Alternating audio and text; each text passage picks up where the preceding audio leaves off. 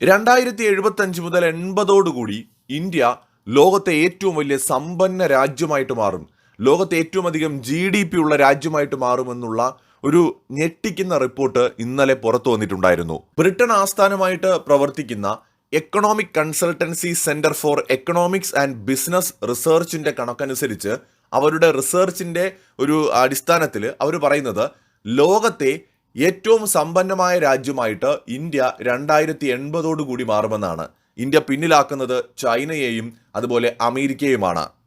ഈ നൂറ്റാണ്ടിന്റെ അവസാനത്തോടുകൂടി ഇന്ത്യയുടെ GDP ചൈനയുടേതിനേക്കാൾ 90%, അമേരിക്കയുടേതിനേക്കാൾ 30% കൂടുതലായിരിക്കും അല്ലെങ്കിൽ വലുതായിരിക്കുമെന്നും ഈ ഒരു റിസർച്ചിന്റെ ഭാഗമായിട്ട് ഇവർ പറയുന്നുണ്ട്.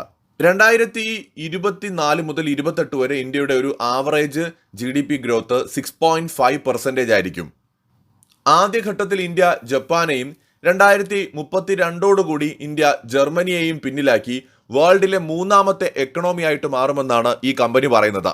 ലോകത്ത് തന്നെ ഏറ്റവും കൂടുതൽ യുവാക്കളുള്ള രാജ്യമാണ് ഇന്ത്യ.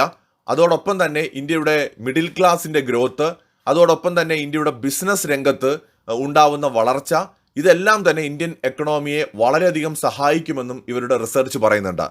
നിലവിലെ ഇന്ത്യയുടെ പദ്ധതികളും ഇന്ത്യയുടെ ഗ്ലോബലി ഉള്ള ഇന്ത്യയുടെ ഇടപെടലുകളും ഇന്ത്യ പ്ലാൻ ചെയ്യുന്ന വമ്പൻ പ്രോജക്റ്റുകളും എല്ലാം തന്നെ വിരൽ ചൂണ്ടുന്നത് ഇന്ത്യ ഒരു എക്കണോമിക് സൂപ്പർ പവർ ആകാൻ പോകുന്നു എന്നതിലേക്കാണെന്നും ഇവർ ചൂണ്ടിക്കാട്ടുന്നു. ഈ നൂറ്റാണ്ടിൽ തന്നെ ഒരു എക്കണോമിക് സൂപ്പർ പവർ ആയിട്ടുള്ള ഇന്ത്യയുടെ വളർച്ച സംഭവിക്കുമെന്നും അതിനെ പ്രതിരോധിക്കുക എളുപ്പമല്ല, തടയുക എളുപ്പമല്ല എന്നുമാണ് ഇവർ വ്യക്തമാക്കുന്നത്. ഈ വരാൻ പോകുന്ന തെരഞ്ഞെടുപ്പ് രാജ്യത്തിന്റെ ഭാവിയെ നിശ്ചയിക്കുന്നതാണെന്ന് ഈ റിപ്പോർട്ടിൽ എടുത്തു പറയുന്നുണ്ട്. അത് പറയാതിരിക്കാൻ പറ്റില്ല. അതായത് വരാൻ പോകുന്ന തെരഞ്ഞെടുപ്പ് രാജ്യത്തിന്റെ അടുത്ത 5 വർഷത്തേക്കുള്ള പാതയെ രൂപപ്പെടുത്തുമെന്നാണ് പ്രതീക്ഷിക്കുന്നത് എന്ന് ഈ റിപ്പോർട്ടിൽ പറയുന്നുണ്ട്.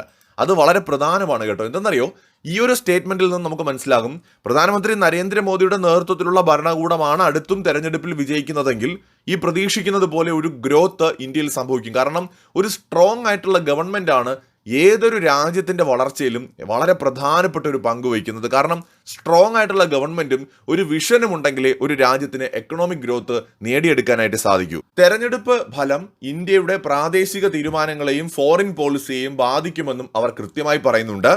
നമ്മളിപ്പോൾ രാജ്യത്തിന്റെ മെഗാ പ്രോജക്റ്റുകൾ നോക്കുക.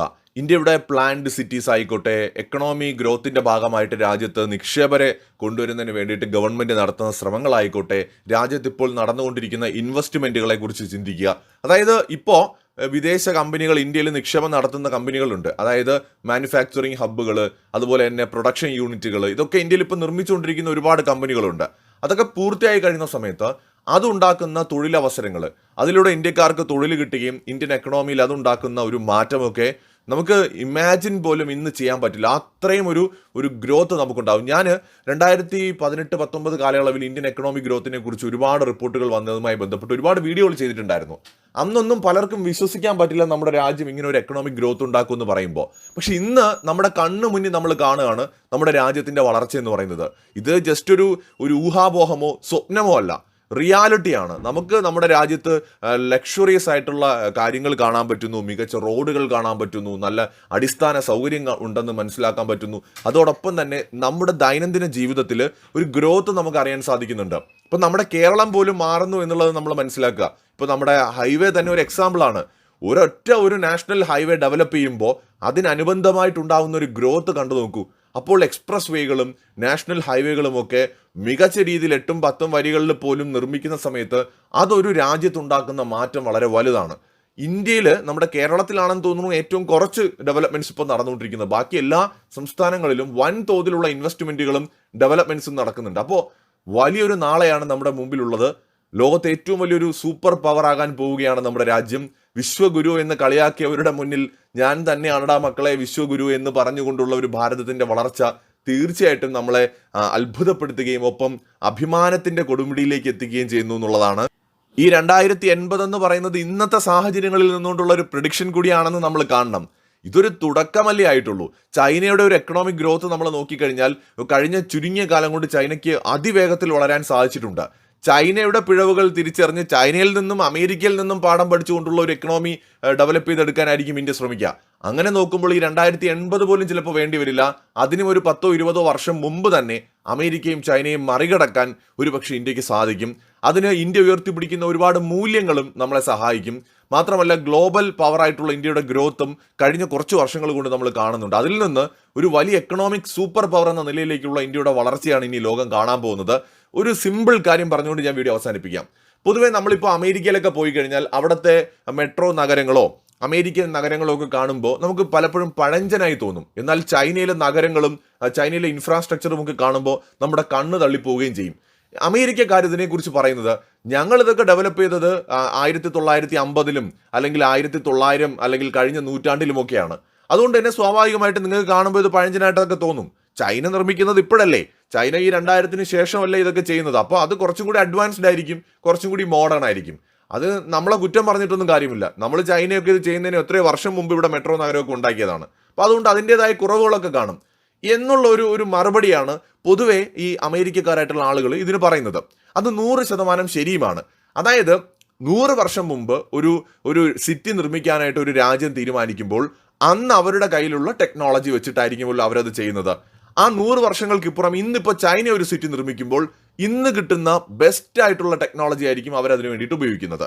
ഒരു 2030-ലും 40-ലും ഇന്ത്യ പ്ലാൻഡ് സിറ്റികൾ ഡെവലപ്പ് ചെയ്യുന്ന സമയത്ത്, അടിസ്ഥാന സൗകര്യം ഡെവലപ്പ് ചെയ്യുന്ന സമയത്ത് അന്നത്തെ ഏറ്റവും ബെസ്റ്റ് ടെക്നോളജി ആയിരിക്കും നമ്മൾ ഉപയോഗിക്കുക. അപ്പം നമ്മുടെ രാജ്യത്തെ ഡെവലപ്മെന്റ്സ് തുടങ്ങിയിട്ടേ ഉള്ളൂ. ചൈന ഇപ്പോൾ ഡെവലപ്മെന്റ്സ് ശരിക്കും പറഞ്ഞാൽ സിറ്റികളും അടിസ്ഥാന സൗകര്യവും ഒക്കെ ഡെവലപ്പ് ചെയ്യുന്നത് ഓൾമോസ്റ്റ് കഴിഞ്ഞിരിക്കുകയാണ് ചൈനയിൽ ഇനി പുതിയതായിട്ടൊന്നും ചെയ്യാനില്ല. ഇനി കിടക്കുന്ന സ്ഥലങ്ങളിൽ കെട്ടിടങ്ങളും ബാക്കിയുള്ളതും ഒക്കെ ചെയ്യാനേ ഉണ്ടാവുള്ളൂ. പ്രധാനപ്പെട്ട അവരുടെ നഗരങ്ങൾ, കാര്യങ്ങൾ, അടിസ്ഥാന സൗകര്യം എല്ലാം ഓൾമോസ്റ്റ് കഴിഞ്ഞു, US-ന്റെ പോലെ തന്നെ. അപ്പോൾ പക്ഷെ ഇന്ത്യയുടെ മുന്നിൽ കിടക്കുന്നത് എന്താണെന്ന് വെച്ചാൽ ഇനി വരും കാലത്താണ് ഇന്ത്യ ഡെവലപ്പ് ആകാൻ പോകുന്നത്. അപ്പം നമ്മുടെ മുമ്പിൽ ലേറ്റസ്റ്റ് ടെക്നോളജി ഉണ്ട്. ആർട്ടിഫിഷ്യൽ ഇന്റലിജൻസ്, സാങ്കേതിക വിദ്യ ഉൾപ്പെടെയുള്ള കാര്യങ്ങൾ നമ്മുടെ മുന്നിലുണ്ട്. സോ നമ്മുടെ രാജ്യത്തായിരിക്കും ഭാവിയിൽ ചിലപ്പോൾ AI ടെക്നോളജി ഉപയോഗിച്ച് നിർമ്മിക്കുന്ന ഏറ്റവും കൂടുതൽ സിറ്റികൾ ഉണ്ടാവുക. സോ നമ്മുടെ മുമ്പിൽ അനന്ത സാധ്യതകളുണ്ട്. അമേരിക്ക 100 വർഷം മുമ്പ് സിറ്റികൾ ഡെവലപ്പ് ചെയ്തു.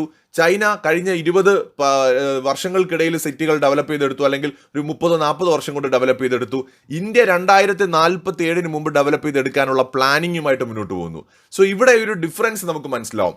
മറ്റു രാജ്യങ്ങളെ അപേക്ഷിച്ച് ഇന്ത്യ ഇനി ഡെവലപ്പ് ചെയ്യാൻ പോകുന്ന ഓരോന്നും വേൾഡിലെ മികച്ചതായിരിക്കും. കാരണം ഏറ്റവും ലേറ്റസ്റ്റ് ടെക്നോളജിയാണ് നമ്മൾ ഇതിൽ ഉപയോഗിക്കാൻ പോകുന്നത്.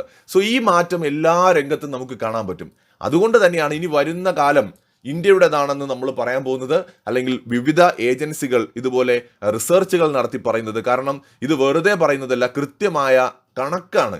ഭൂഗോളത്തിന്റെ സ്പന്ദനം തന്നെ മാത്തമെറ്റിക്സ് എന്ന് പറഞ്ഞ നമ്മുടെ ചാക്കോ മാഷിനെ പോലെ ഇത് കൃത്യമായ കണക്കുകളുടെ അടിസ്ഥാനത്തിലാണ് ഈ കാര്യങ്ങളെല്ലാം വിലയിരുത്തുന്നത്. സോ നമ്മുടെ ഭാരതം വിശ്വഗുരു തന്നെയാകും. ലോകത്ത് ഏറ്റവും പവർഫുൾ ആയിട്ടുള്ള എക്കണോമി പരമായിട്ട് ഒരു സൂപ്പർ പവറായിട്ട് മാറുന്ന ഒരു രാജ്യമായിട്ട് നമ്മുടെ ഭാരതം മാറും. ചേരിക്കാരൻ എന്ന് പറഞ്ഞ് കളിയാക്കിയവരുടെ മുമ്പിൽ, നിങ്ങളുടെ നാട്ടിൽ വൃത്തിയില്ല, നിങ്ങൾക്ക് വൃത്തിയില്ല, വൃത്തിഹീനമായ നാടാണെന്ന് പറഞ്ഞ് പരിഹസിച്ചവരുടെ മുമ്പിൽ ലോകത്തെ സൂപ്പർ പവറായിട്ട് തല ഉയർത്തി നിൽക്കുന്ന ഒരു ഇന്ത്യ ഒരുപക്ഷെ അടുത്ത കുറച്ച് വർഷങ്ങൾ കൊണ്ട് തന്നെ നമുക്ക് കാണാൻ സാധിക്കും.